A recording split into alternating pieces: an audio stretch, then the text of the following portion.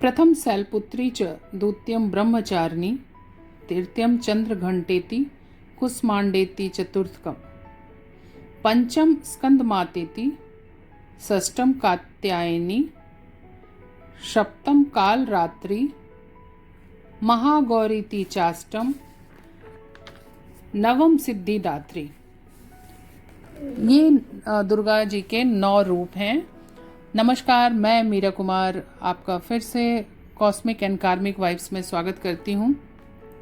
आज हम जानेंगे कि इन 9 रूपों में माँ ने कितने सारे ज़िंदगी के सार बताए हैं और उसको हम जानने की कोशिश करेंगे। तो माँ का प्रथम रूप जो है वो शैलपुत्री का है। शैल मीन्स होता है पहाड़,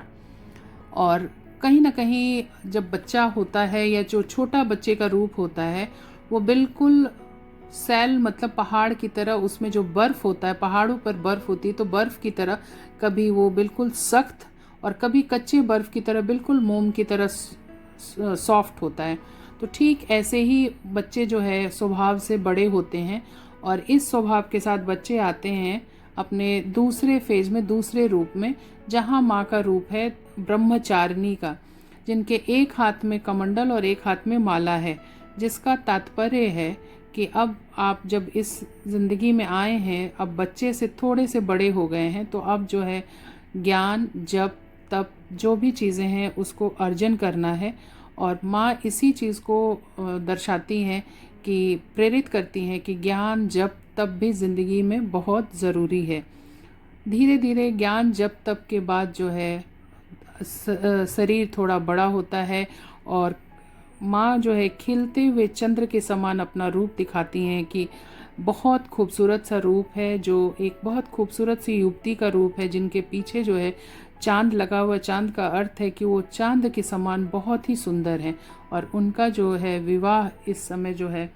शिव के साथ विवाह होता है, और ये विवाह के बाद जो है अपने गृहस्थ आश्रम में प्रवेश करती हैं। और जो चौथा रूप है इनका वो है कुसमांडा का, जिसमें इनके एक हाथ में पॉट है, और इस पॉट का मतलब है, जो उन्होंने घड़ा पकड़ा हुआ है, उस घड़े का मतलब है कि आप क्रिएटर हैं। क्रिएटर का मतलब हो गया कि आप ज़िंदगी में भी आगे क्रिएशन कर रहे हैं, और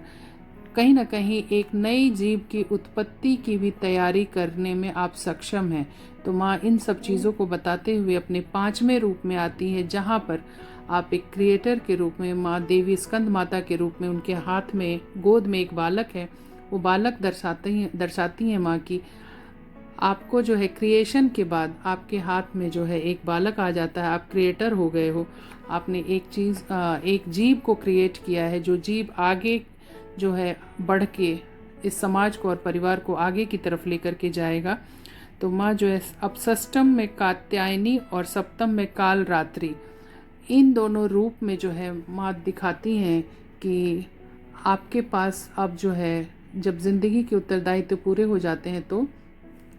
आपको जो है वानप्रस्थ की अपनी तैयारी करनी चाहिए। वानप्रस्थ में जो है आप अपने अंदर के जो भी असुर हैं, आपके अंदर के जो भी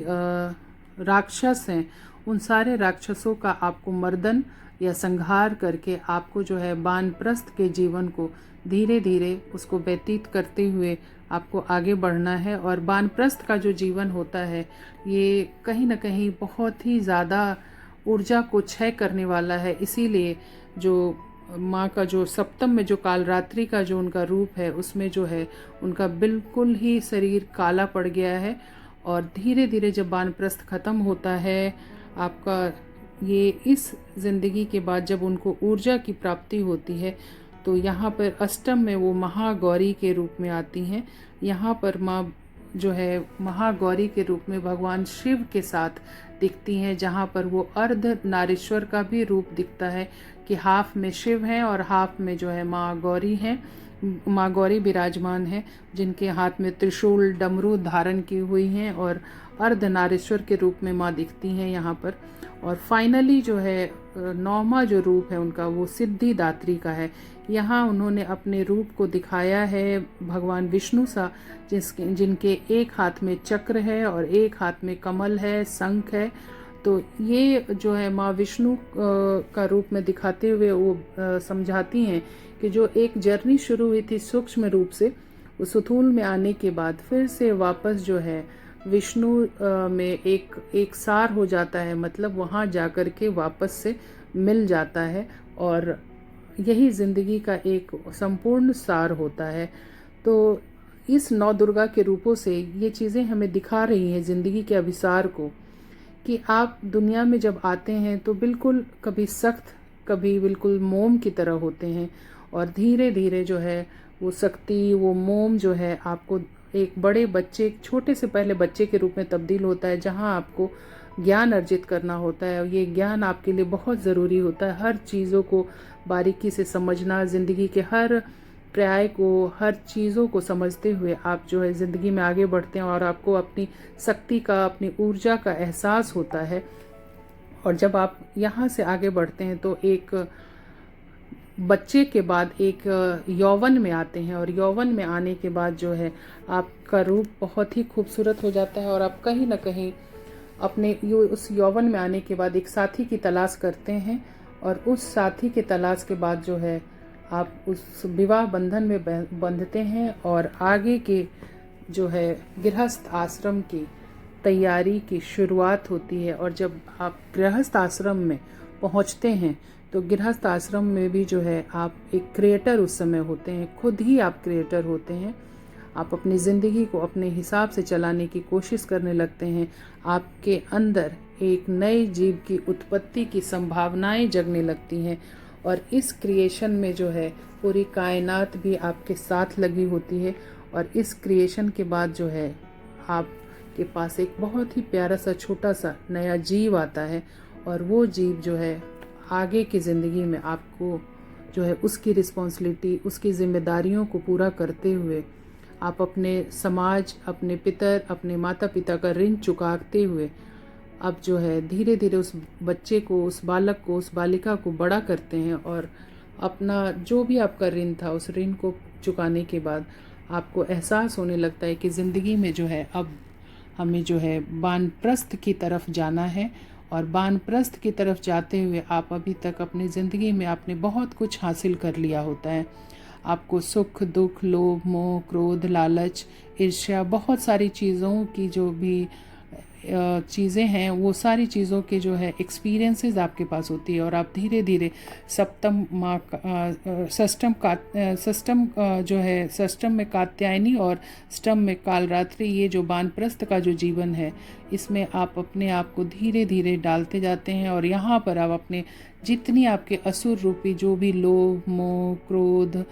जो भी चीज़ें आपके अंदर है, लालच, ईर्ष्या, आप उसको धीरे धीरे उसका मर्दन करते हैं, अर्थात आप अपने आप में उसको संहार करते हैं। चाहे वो मेडिटेशन से हो, चाहे आप पूजा पाठ से करें, चाहे आप वेद पढ़ें, पुराण पढ़ें, या जो भी रिचुअल्स होता है उसको करते हुए आप भगवान के पास जाने की कोशिश करने लगते हैं। समटाइम्स जो होता है इसमें आपको बहुत सारी परेशानियां भी आती हैं, आपके शरीर की ऊर्जा निकल जाती है, पर जब आपका उस ईश्वर से साक्षात्कार होता है तब आपके अंदर फिर से एक नया ओज, एक नई तेज, एक नया ज्ञान आपके अंदर आ जाता है, और कहीं ना कहीं आप उस ईश्वर के करीब जाने की तैयारी करने लगते हैं, और आपके साथ साथ वो ईश्वर जो है फिर चलने के लिए तैयार हो जाता है। लेकिन अभी आपको जो है जो सिद्धिदात्री वाला फेज है वो मिलना अभी कहीं ना कहीं बाकी होता है। तो जब आप इस ज्ञान के बिल्कुल डीप में चले जाते हैं तब वहीं फिर से आपको विष्णु जी से साक्षात्कार होता है, अर्थात वही कमल, वही चक्र लेते हुए विष्णु जी के पास आप जाते हैं। तो कहने का तात्पर्य है कि सूक्ष्म से आपकी शुरुआत हुई, स्थूल में आपने ज़िंदगी बिताया, और फिर सूक्ष्म की तरफ आपकी जो है जो जीवन है वो समाप्त होती है। तो सूक्ष्म से स्थूल और फिर सूक्ष्म में ही जाना है, मिल जाना है। तो कहने का अर्थ है कि हमें वापस जो है उसी विष्णु जी में वापस मिल जाना है। तो ये आपको कैसा लगा आप बताना ज़रूर, और अच्छा लगे तो शेयर ज़रूर।